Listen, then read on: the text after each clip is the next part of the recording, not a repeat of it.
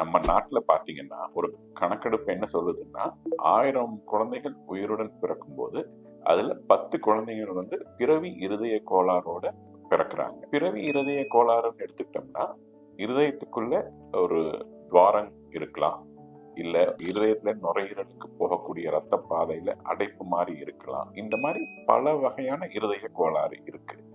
இதுக்கு வந்து ட்ரீட்மெண்ட்டுங்கிறது பார்த்தீங்கன்னா நமக்கு நல்லா டெஸ்ட் பண்ணி, டெஸ்ட்னு எடுத்துக்கிட்டா எக்கோகார்டியோகிராம், அப்புறம் சிடி ஸ்கேன், எம்ஆர்ஐ ஸ்கேன், அப்புறம் ஆன்ஜியோ டெஸ்ட், இதெல்லாம் தான் நம்ம இருதய கோளாறு, குழந்தைகள் இருதய கோளாறுக்கு நம்ம டெஸ்ட் பண்ணி என்ன கரெக்டான ப்ராப்ளம் இருக்குன்ட்டு நம்ம கண்டறிய முடியும் இந்த டெஸ்ட்டுகளால். ஸோ இந்த கரெக்டாக இந்த பிரச்சனை தான் இருக்குன்னு நம்ம தெரிஞ்சுக்கிட்டதுக்கு அப்புறம் நம்ம ட்ரீட்மெண்ட் என்னங்கிறது நம்மளால பிளான் பண்ண முடியும்.